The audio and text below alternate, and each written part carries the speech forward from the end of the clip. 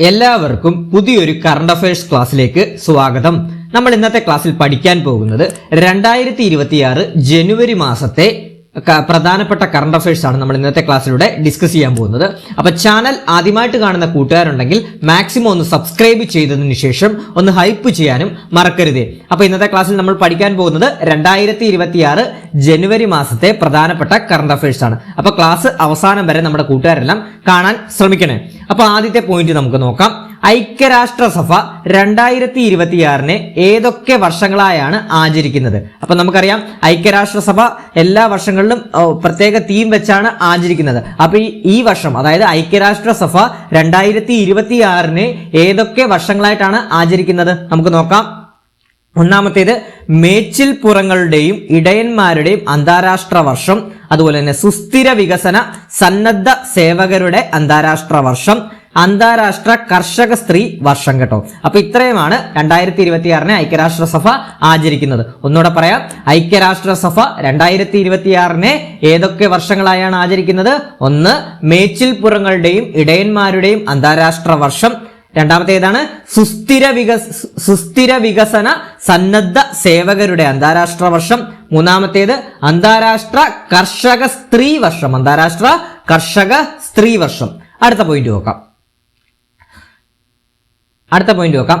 അരി ഉൽപാദനത്തിൽ ചൈനയെ പിന്തള്ളി ലോകത്ത് ഒന്നാമതെത്തിയ രാജ്യം ഏതാണ്? നമ്മുടെ ഇന്ത്യയാണ് കേട്ടോ. 2026 ജനുവരി മാസമാണ് ഈ ഒരു നേട്ടം കൈവരിച്ചത്. പഠിച്ചു വെക്കണം. അരി ഉൽപാദനത്തിൽ ചൈനയെ പിന്തള്ളി ലോകത്ത് ഒന്നാമതെത്തിയ രാജ്യം ഏതാണ്? നമ്മുടെ ഇന്ത്യയാണ് കേട്ടോ, നമ്മുടെ ഇന്ത്യയാണ്. അടുത്ത പോയിന്റ് നോക്കാം. യൂറോപ്യൻ യൂണിയന്റെ ഔദ്യോഗിക കറൻസിയായ യൂറോ പ്രാബല്യത്തിൽ വന്ന 21ാമത് രാജ്യം ഏതാണ്? ബൾഗേറിയയാണ് കേട്ടോ. വളരെ ഇമ്പോർട്ടന്റ് ആണ്.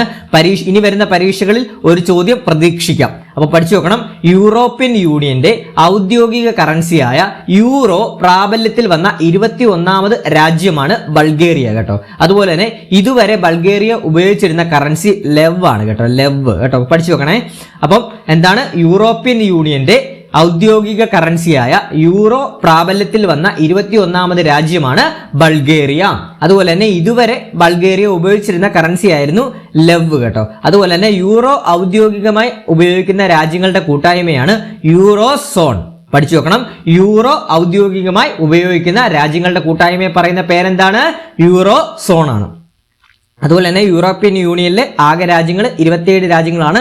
ആസ്ഥാനം ബ്രേസലസ് ആണ് വരുന്നത് കേട്ടോ. അപ്പൊ ഇത്രയൊന്നും അറിഞ്ഞിരിക്കണം. അപ്പൊ പഠിച്ചു വെക്കണം. യൂറോപ്യൻ യൂണിയന്റെ ഔദ്യോഗിക കറൻസിയായ യൂറോ പ്രാബല്യത്തിൽ വന്ന 21ാമത്തെ രാജ്യം ഏതാണ്? ബൾഗേറിയയാണ്. അടുത്ത പോയിന്റ്. 2020 ഇന്ത്യ ചൈന അതിർത്തിയിലെ ഗാൽവൻ സംഘർഷം പ്രമേയമാക്കി പുറത്തിറങ്ങുന്ന സിനിമ ഏതാണ്? ഇന്ത്യൻ സിനിമ ഏതാണ്? ബാറ്റിൽ ഓഫ് ഗാൽവാൻ ആണ് കേട്ടോ. ബാറ്റിൽ ഓഫ് ഗാൽവാൻ ആണ്. നമ്മുടെ ബോളിവുഡ് താരമായിട്ടുള്ള സൽമാൻ ഖാൻ ആണ് ഈ ഒരു ചിത്രത്തിന്റെ നായകവേഷം ചെയ്യുന്നത്. അപ്പൊ ജസ്റ്റ് ഒന്ന് അറിഞ്ഞിരിക്കുക. 2020 ഇന്ത്യ ചൈന അതിർത്തിയിലെ ഗാൽവൻ സംഘർഷം പ്രമേയമാക്കി പുറത്തിറങ്ങുന്ന സിനിമയാണ് ബാറ്റിൽ ഓഫ് ഗാൽവൻ. അടുത്ത പോയിന്റ് നോക്കാം. ലോകത്താദ്യമായി നിയമപരമായ അവകാശങ്ങൾ ലഭിക്കുന്ന പ്രാണിവർഗമായി മാറിയത് ഏതാണ്? ആമസോണിയൻ കൊമ്പില്ലാത്ത തേനീച്ചകളാണ്, അഥവാ ആമസോണിയൻ സ്റ്റിംഗ്ലെസ് ബീസ് ആണ് കേട്ടോ. പരീക്ഷയ്ക്ക് ചോദിക്കും, പഠിച്ചു വെച്ചോളൂ. ലോകത്ത് ആദ്യമായി നിയമപരമായ അവകാശങ്ങൾ ലഭിക്കുന്ന പ്രാണിവർഗമായി മാറിയത്. ഒന്നുകൂടെ പറയാം. ലോകത്താദ്യമായി നിയമപരമായ അവകാശങ്ങൾ ലഭിക്കുന്ന പ്രാണിവർഗമായി മാറിയത് ആരാണ്? ഏത് ജീവിയാണ്? ആമസോണിയൻ കൊമ്പില്ലാത്ത തേനീച്ചകൾ. ആമസോണിയൻ കൊമ്പില്ലാത്ത തേനീച്ചകൾ. അടുത്ത പോയിന്റ് നോക്കാം. ന്യൂയോർക്ക് സിറ്റിയുടെ 112ാമത് മേയറായി ചുമതലയേറ്റ ഇന്ത്യൻ വംശജനാരാണ്?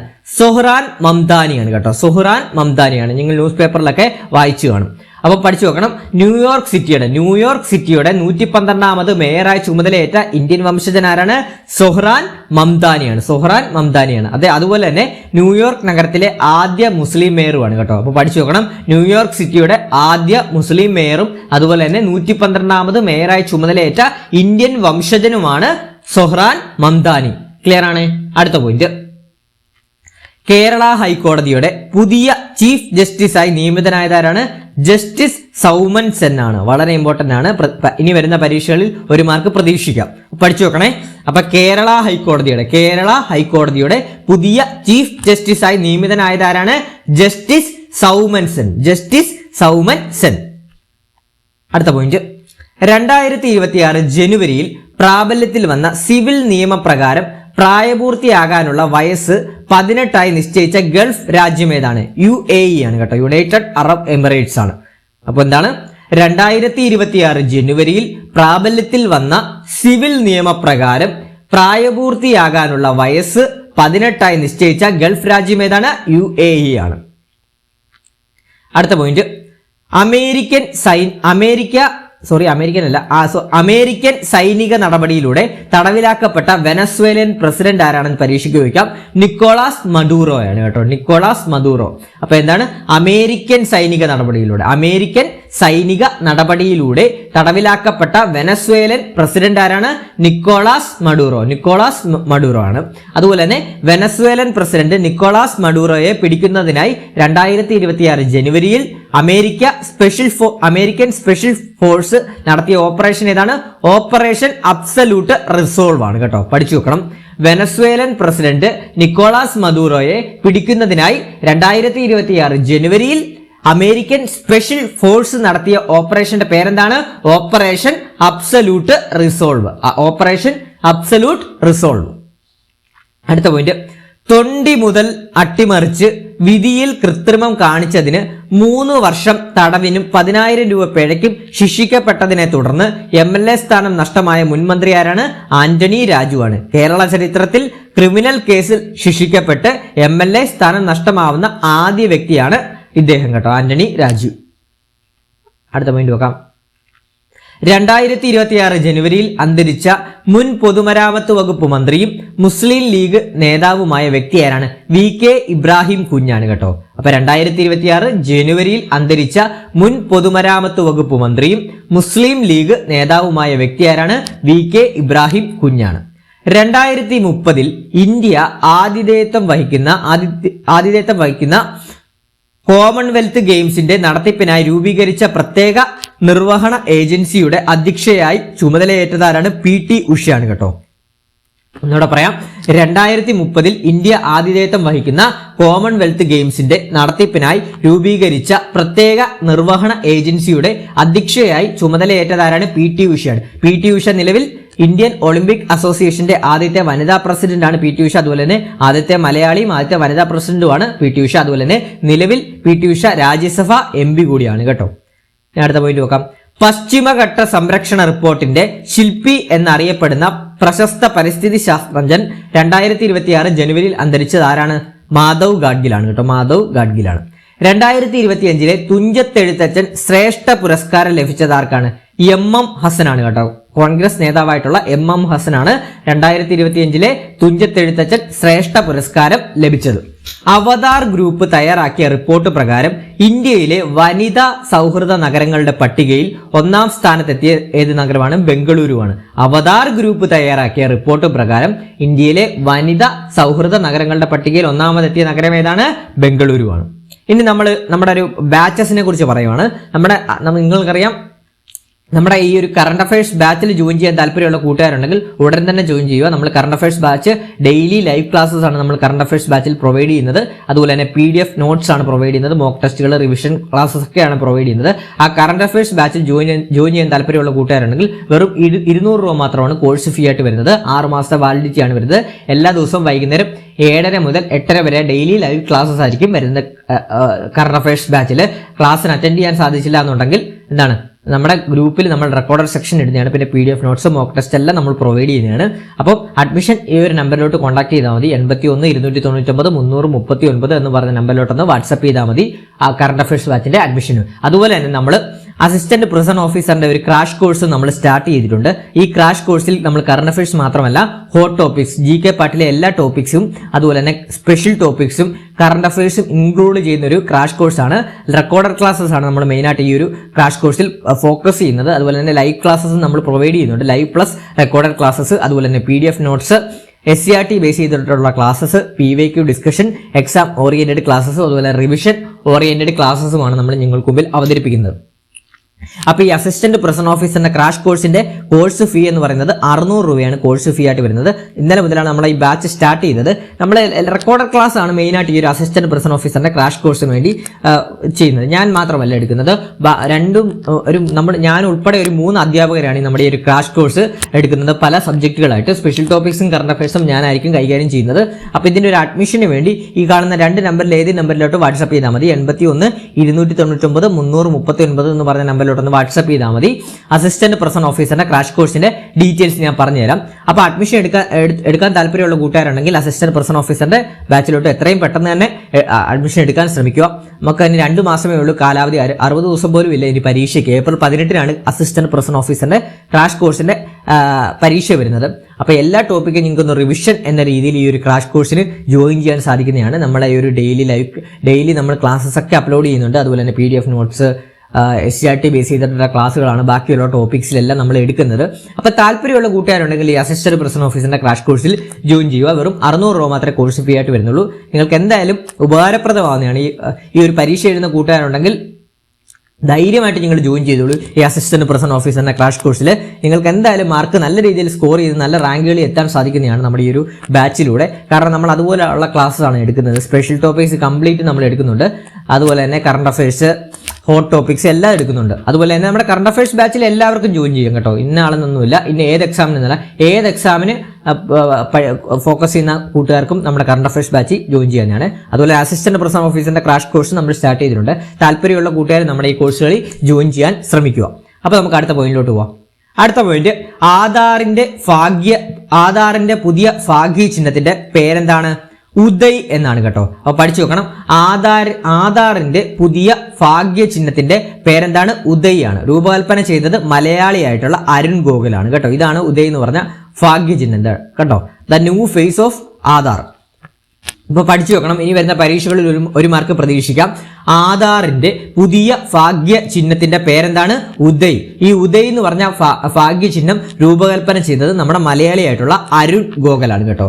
നമുക്കറിയാം UIDA അല്ലേ, unification identification authority of India അല്ലേ. അപ്പൊ ഈ ഒരു ഇത് വെച്ച് ഇതിന്റെ എന്ന പേരുമായി ചേർന്ന് വരുന്നതിനാലാണ് ഉദയ് എന്ന പേര് നൽകിയത്. പൂനെ സ്വദേശിയായ റിയ ജെയിൻ ആണ് ഈ ഒരു പേര് നിർദ്ദേശിച്ചത് കേട്ടോ. അപ്പോൾ ഉദയ് എന്നുള്ള പേര് നിർദ്ദേശിച്ചത് റിയ ജെയിനും അതുപോലെ തന്നെ ഉദയ് എന്ന് പറഞ്ഞ ആ ഭാഗ്യ ചിഹ്നം രൂപകൽപ്പന ചെയ്തത് മലയാളിയായിട്ടുള്ള അരുൺ ഗോകുലുമാണ്. രണ്ടും തമ്മിൽ തിരിഞ്ഞു പോലെ ഈ ഒരു ഭാഗ്യ ചിഹ്നം ക്രിയേറ്റ് ചെയ്തത് അരുൺ ഗോകുലും ഈ ഒരു പേര് നിർദ്ദേശിച്ചത് പൂനെ സ്വദേശിയായിട്ടുള്ള റിയ ജെറിനുമാണ് കേട്ടോ. റിയ ജെയിനുമാണ്. അടുത്ത പോയിന്റ് നോക്കാം. 2026 റിപ്പബ്ലിക് ദിന പരേഡിൽ വിശിഷ്ടാതിഥികളായി തിരഞ്ഞെടുക്കപ്പെട്ട മലയാളി വനിതകൾ ആരെല്ലാമാണ്? KV ബിന്ദു, എലിസബത്ത് ജോർജ് കേട്ടോ. കണ്ണൂർ പയ്യന്നൂരിലെ നെയ്ത്ത് തൊഴിലാളികളാണ് ഇവർ കേട്ടോ. അപ്പൊ 2026 റിപ്പബ്ലിക് ദിന പരേഡിൽ വിശിഷ്ടാതിഥികളായി തിരഞ്ഞെടുക്കപ്പെട്ട മലയാളി വനിതകൾ ആരെല്ലാമാണ്? KV Bindu, Elizabeth George. ഇവർ രണ്ടുപേരും ആരാണ്? കണ്ണൂർ പയ്യന്നൂരിലെ നെയ്ത്ത് തൊഴിലാളികളാണ്. അടുത്ത പോയിന്റ് നോക്കാം. 2026 ISRO വിക്ഷേപിക്കുന്ന ആദ്യ ഉപഗ്രഹത്തിന്റെ പേരാണ് അന്വേഷ കേട്ടോ. അപ്പൊ 2026 ISRO വിക്ഷേപിക്കുന്ന ആദ്യ ഉപഗ്രഹത്തിന്റെ പേരാണ് അന്വേഷ. വിക്ഷേപിച്ചത് 2026 ജനുവരി 12-നാണ്. അടുത്ത പോയിന്റ്, സംസ്ഥാനത്തെ ആദ്യത്തെ വനിതാ വ്യവസായ പാർക്ക് എവിടെയാണ് ആരംഭിക്കുന്നത്? ലക്കിടി, പാലക്കാട് കേട്ടോ. പഠിച്ചു നോക്കണം.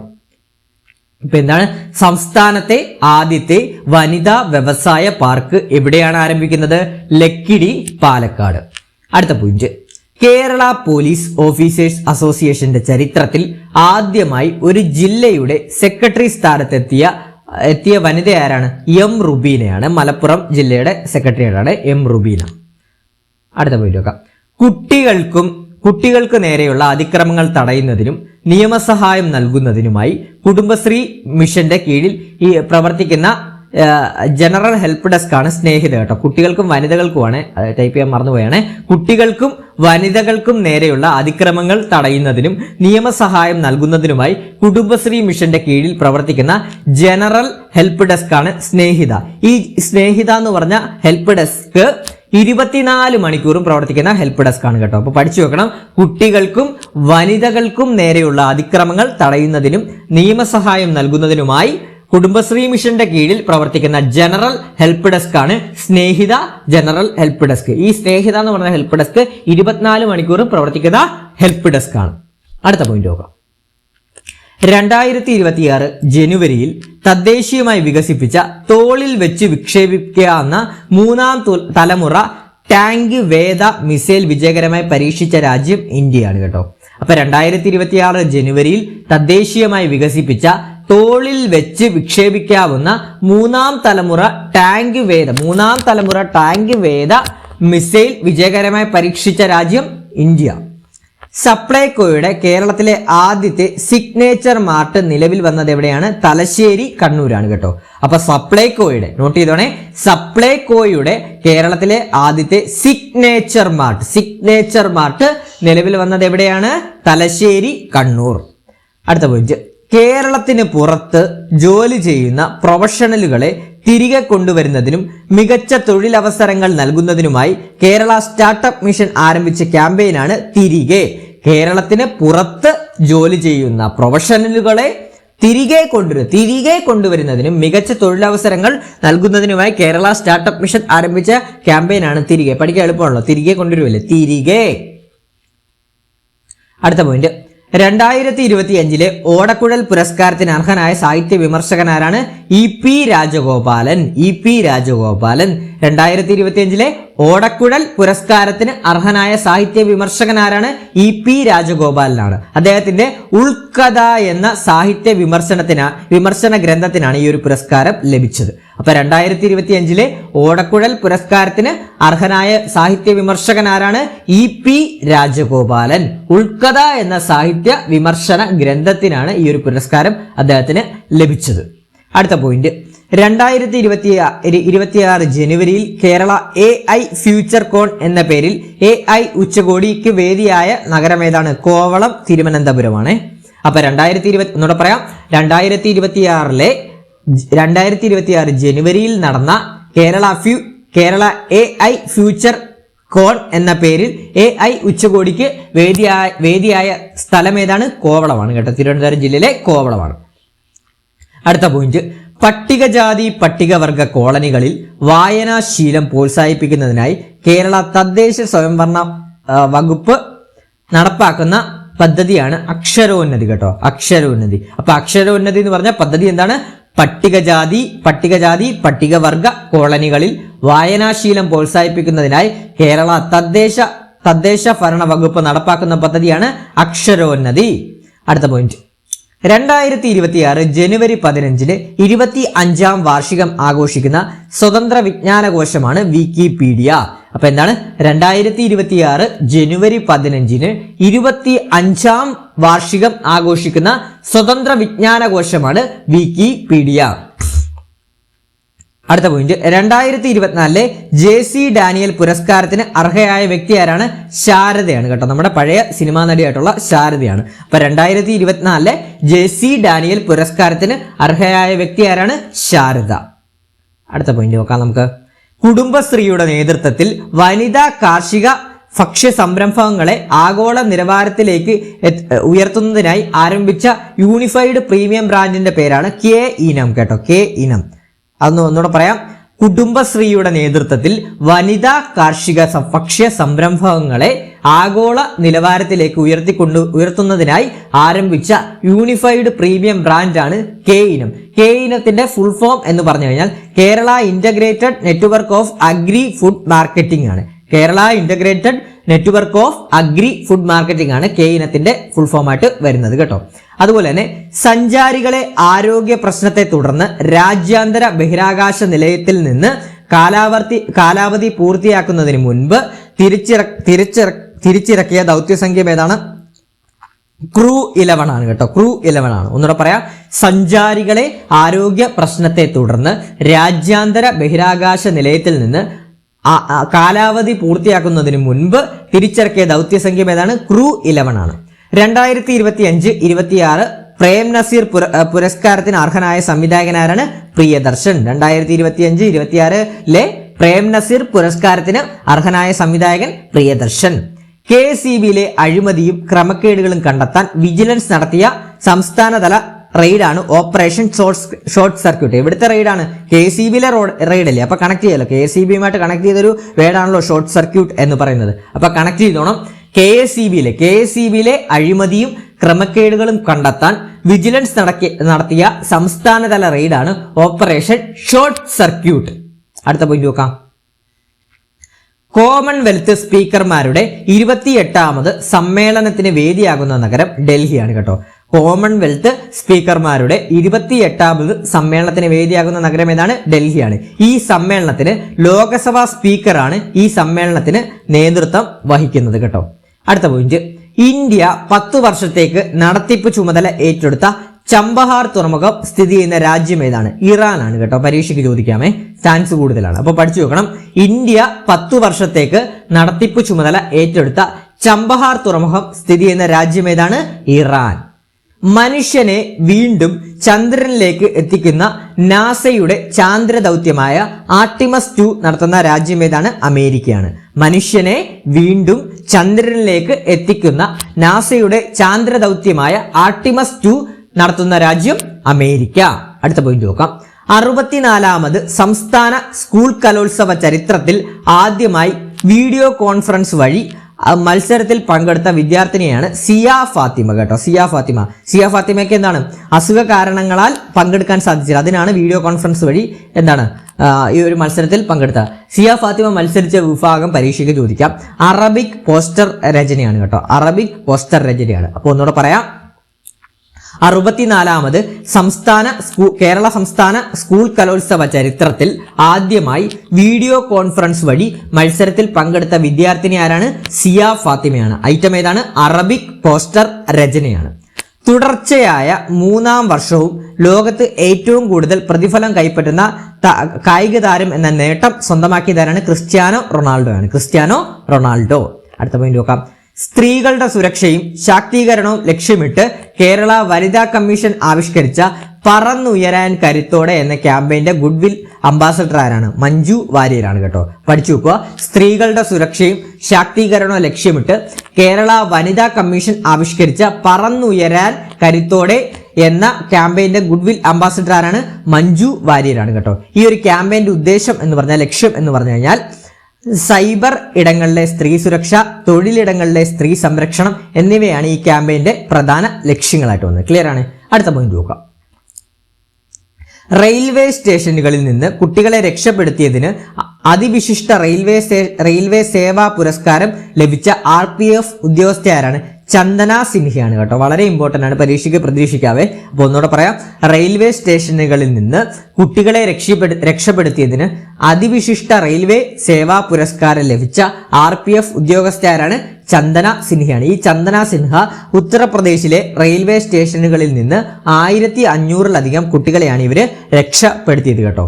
അടുത്ത പോയിന്റ്, ലോകത്തിലെ ആദ്യത്തെ ക്ലോൺ ഹൈബ്രിഡ് അരി വികസിപ്പിച്ചെടുത്ത രാജ്യം ഏതാണ്? ചൈനയാണ് കേട്ടോ. അപ്പൊ എന്താണ് ലോകത്തിലെ ആദ്യത്തെ ക്ലോൺ ഹൈബ്രിഡ് അരി വികസിപ്പിച്ചെടുത്ത രാജ്യം ഏതാണ്?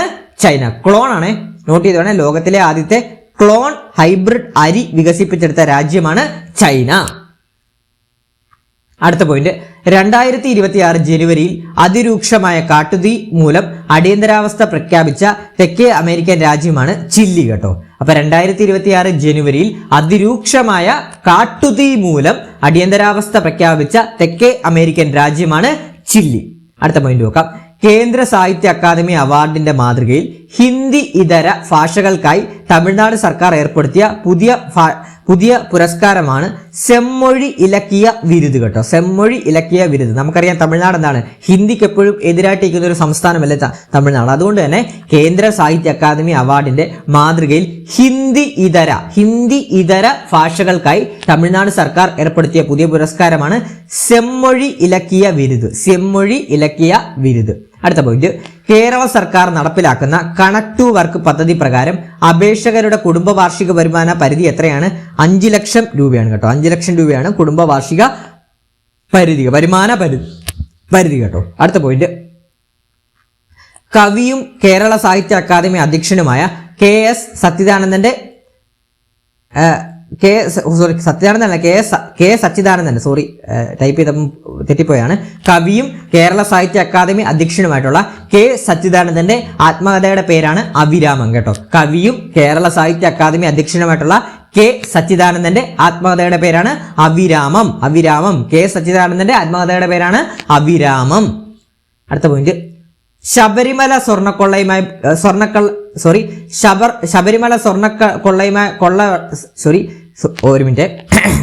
ശബരിമല സ്വർണ്ണക്കൊള്ള കേസുമായി ബന്ധപ്പെട്ട് എൻഫോഴ്സ്മെന്റ് ഡയറക്ടറേറ്റ് അഥവാ നമ്മുടെ ED നടത്തിയ പരിശോധനയുടെ പേരാണ് ഓപ്പറേഷൻ ഗോൾഡൻ ഷാഡോ. അപ്പോൾ പഠിച്ചു വെക്കുക, ശബരിമല സ്വർണ്ണക്കൊള്ള കേസുമായി ബന്ധപ്പെട്ട് എൻഫോഴ്സ്മെന്റ് ഡയറക്ടറേറ്റ് അഥവാ ED നടത്തിയ പരിശോധനയുടെ പേരാണ് ഓപ്പറേഷൻ ഗോൾഡൻ ഷാഡോ. അടുത്ത പോയിന്റ്, 7ാമത് India international seafood expo and സമ്മിറ്റിന്റെ വേദി കൊച്ചിയാണ് കേട്ടോ. കൊച്ചി. രാഷ്ട്രപതി ഭവനിൽ പ്രസിഡന്റ് ദ്രൗപദി മുർമു ഉദ്ഘാടനം ചെയ്ത ഇന്ത്യയിലെ 11 ക്ലാസിക്കൽ ഭാഷകളിലെ കൃതികൾ സൂക്ഷിച്ചിരിക്കുന്ന പുതിയ ലൈബ്രറിയുടെ പേരാണ് ഗ്രന്ഥകുടീർ കേട്ടോ. വളരെ ഇമ്പോർട്ടന്റ് ആണ്, പരീക്ഷയ്ക്ക് നിങ്ങൾക്ക് 1 മാർക്ക് പ്രതീക്ഷിക്കാവുന്ന ഒരു ചോദ്യമാണ്. അപ്പോൾ പഠിച്ചു വെക്കണം. രാഷ്ട്രപതി ഭവനിൽ പ്രസിഡന്റ് ദ്രൗപദി മുർമു ഉദ്ഘാടനം ചെയ്ത ഇന്ത്യയിലെ 11 ക്ലാസിക്കൽ ഭാഷകളിലെ കൃതികൾ സൂക്ഷിച്ചിരിക്കുന്ന പുതിയ ലൈബ്രറിയുടെ പേരാണ് ഗ്രന്ഥകുടീരാണ് കേട്ടോ. അപ്പൊ ഇത്രയുമാണ് നമ്മുടെ ഇന്നത്തെ ക്ലാസ് വരുന്നത്. അതുപോലെ തന്നെ ക്ലാസ് ഇഷ്ടപ്പെട്ടിട്ടുണ്ടെങ്കിൽ ലൈക്ക് ചെയ്യുക. അതുപോലെ തന്നെ ഞാൻ കുറച്ച് മുമ്പേ പറഞ്ഞ പോലെ നമ്മുടെ കറണ്ട് അഫയേഴ്സ് ബാച്ചിൽ ജോയിൻ ചെയ്യാൻ താല്പര്യമുള്ള കൂട്ടുകാരുണ്ടെങ്കിൽ 200 രൂപ മാത്രമാണ് എല്ലാ പരീക്ഷകൾക്കും ഉതകുന്ന തരത്തിലുള്ള കറണ്ട് അഫയേഴ്സ് നമ്മൾ ഈ ഒരു ബാച്ചിൽ ഉൾപ്പെടുത്തുന്ന. എല്ലാ ദിവസവും വൈകുന്നേരം 7:30 തൊട്ട് 8:30 വരെയാണ് ക്ലാസ് വരുന്നത്. ഞാൻ മുമ്പേ പറഞ്ഞതാണ്.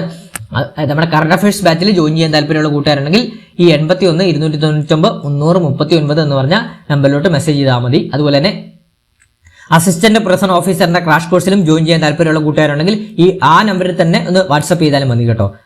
അസിസ്റ്റന്റ് പ്രൊഫസർ ഓഫീസറിന്റെ ക്രാഷ് കോഴ്സ് 600 രൂപയാണ് കോഴ്സ് ഫീ ആയിട്ട് വരുന്നത് കേട്ടോ. അപ്പം ഈ 2 പരീക്ഷ assistant professor officer crash course join ചെയ്യാൻ താല്പര്യമുള്ള കൂട്ടുകാരുണ്ടെങ്കിൽ വാട്സ്ആപ്പ് ചെയ്യുക. അതുപോലെ തന്നെ കറണ്ട് അഫയേഴ്സിന്റെ നമ്മുടെ ഡെയിലി ബാച്ചിൽ ജോയിൻ ചെയ്യാൻ താല്പര്യമുണ്ടെങ്കിൽ ഒന്ന് അതിലും ജോയിൻ ചെയ്യാൻ ശ്രമിക്കണം. അതുപോലെ തന്നെ ചാനൽ ഇഷ്ടപ്പെട്ടിട്ടുണ്ടെങ്കിൽ ലൈക്ക് ചെയ്യണം. ക്ലാസ് ഇഷ്ടപ്പെട്ടിട്ടുണ്ടെങ്കിൽ അഭിപ്രായങ്ങൾ കമന്റ് ബോക്സിൽ രേഖപ്പെടുത്തണം. ബാക്കിയുള്ള കൂട്ടുകാർക്കൂടെ ഷെയർ ചെയ്യണം. ഹൈപ്പ് ചെയ്യാനും മറക്കരുത്. പുതിയൊരു ക്ലാസ്സുമായിട്ട് ഉടനെ തന്നെ എത്തുന്നതാണ്.